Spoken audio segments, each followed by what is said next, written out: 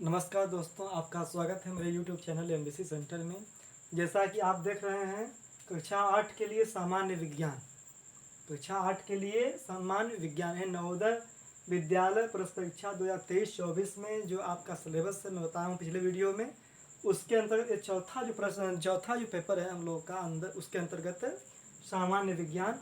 सामान्य विज्ञान के अंतर्गत आप देख रहे हैं कि भौतिक विज्ञान, रसायन विज्ञान और जीव विज्ञान ये सब पढ़ने होते हैं। लेकिन यहाँ जो जीव विज्ञान है यानी बायोलॉजी जो है, इसमें से बहुत कम क्वेश्चन आते हैं, इक्का दुक्का ही आते हैं। अधिकतर आपको भौतिक विज्ञान और रसायन विज्ञान पढ़ना होता है।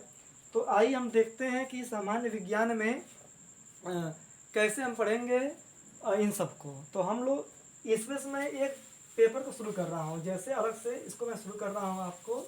यहाँ पर रसायन विज्ञान, रसायन विज्ञान, रसायन विज्ञान से बोलते हैं केमिस्ट्री, रसायन विज्ञान।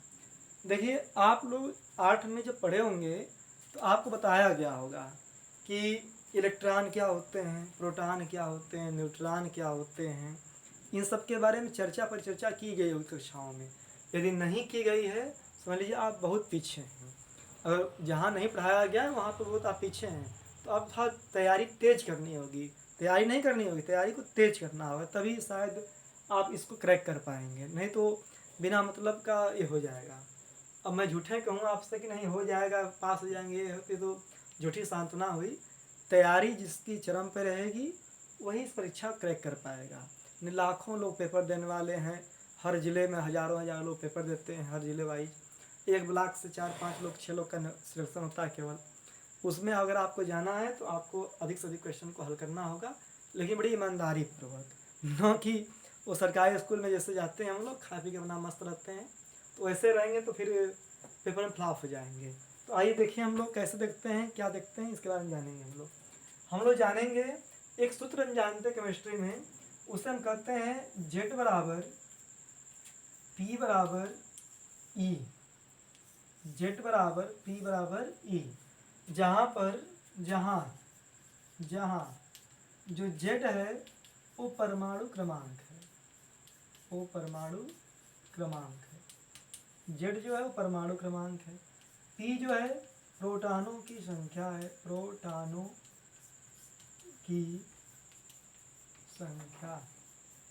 E जो है, यहाँ पर E जो है इलेक्ट्रॉनों की संख्या है, इलेक्ट्रॉनों की संख्या। Z जो है वो परमाणु क्रमांक से बोलते हैं एटॉमिक नंबर। P जो है प्रोटॉन संख्या यानी नंबर ऑफ प्रोटॉन्स, और E जो है इलेक्ट्रॉनों की संख्या यानी नंबर ऑफ इलेक्ट्रॉन्स। इसमें हम लोग देख रहे हैं Z बराबर P बराबर E, अर्थात परमाणु क्रमांक बराबर प्रोटॉनों की संख्या बराबर इलेक्ट्रॉनों की संख्या। अब परमाणु क्रमांक क्या है, प्रोटॉनों की संख्या क्या है, इलेक्ट्रॉनों की संख्या क्या है, इसके बारे में हम जानेंगे।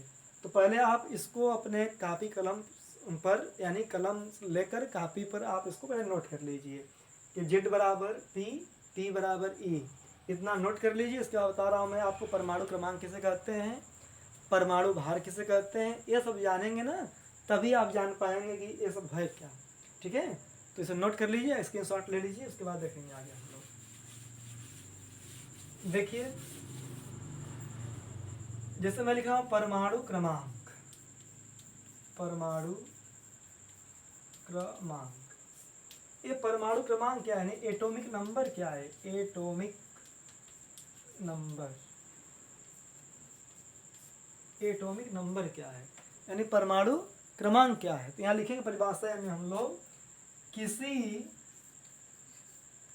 किसी परमाणु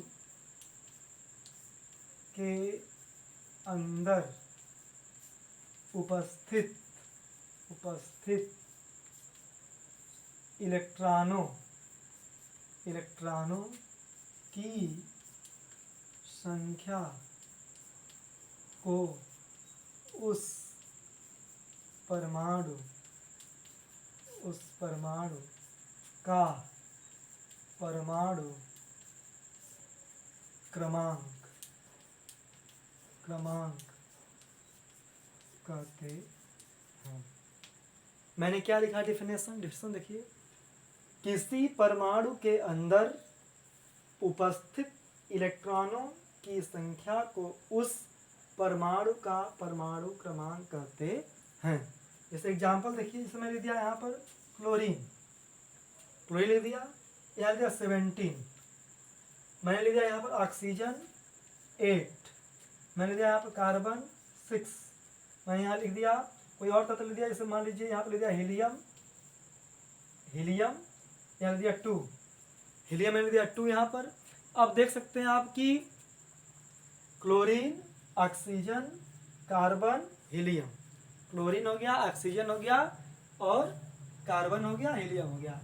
देखिए यहाँ जो 17 दिखाई दे रहा है आपको, एक क्लोरीन के इलेक्ट्रॉनों की संख्या है।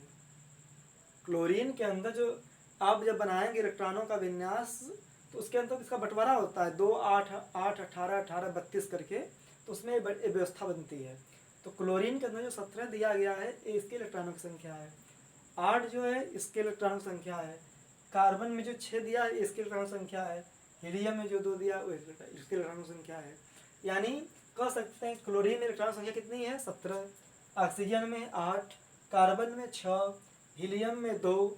तो जब इतने इलेक्ट्रॉन संख्या है तो इन्हें हम कहेंगे परमाणु क्रमांक। अब आपसे कोई पूछे क्लोरीन परमाणु क्रमांक बताइए, तो कहेंगे कि 17। क्या कैसे कहोगे कि कहेंगे आप लोग कि क्लोरीन के जो इलेक्ट्रॉनों का बंटवारा होता है क्वांटम संख्याओं में, उसमें 17 इलेक्ट्रॉन है, इसलिए इलेक्ट्रॉन संख्या को हम लोग क्या कहते हैं?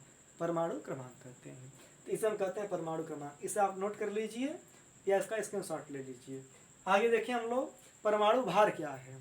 परमाणु भार क्या है तो इसको देखेंगे हम लोग, परमाणु भार क्या है। आइए देखते हैं हम लोग परमाणु भार। परमाणु भार इसको बोलते हैं हम लोग एटॉमिक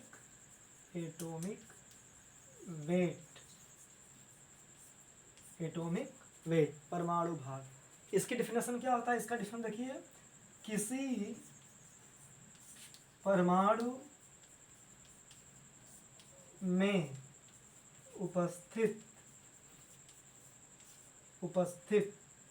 इलेक्ट्रॉनों तथा प्रोटॉनों की संख्या के योग को परमाणु का परमाणु भार कहते हैं। किसी परमाणु में उपस्थित इलेक्ट्रॉनों की तथा प्रोटॉनों की संख्या के योग को परमाणु का परमाणु भार कहते हैं।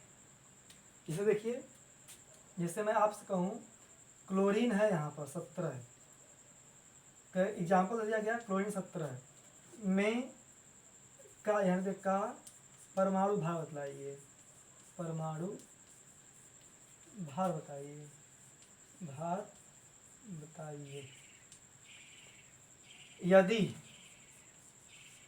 यदि इलेक्ट्रॉनों की संख्या 17, यहाँ संख्या 17 और प्रोटॉन संख्या 18 है, तो आप प्रश्न दे दिया है इलेक्ट्रॉनों की संख्या 17 है, प्रोटॉन संख्या 18 है, तो अब इसका परमाणु बताइए। तो लिखेंगे आप हम लोग सट से A बराबर P प्लस E। फार्मूला होता है A बराबर P प्लस E। A माने एटॉमिक वेट, परमाणु भार, बराबर प्रोटॉन संख्या प्लस इलेक्ट्रॉनों की संख्या। तो A बराबर हो जाएगा P का मान कितना है? 18 है, E का मान 17 है, तो A इक्वल टू क्या हो जाएगा? 8 7 15, 1 1 2 1 3, यानी 35। यानी कह सकते हैं हम लोग क्लोरीन का जो परमाणु भार है वो कितना है? 35। तो इस तरह से आप लोग देख लिए परमाणु क्रमांक क्या होता है और परमाणु भार क्या होता है। तो धन्यवाद। मुझे लग रहा है कि आप लोग ये वीडियो समझ में आया होगा, ये समझ में भी आया होगा। इसको नोट कर लीजिए और इसका अध्ययन करिए। अगला मैं आपको अगले वीडियो में बताऊँगा। धन्यवाद मित्रों, गुड नाइट।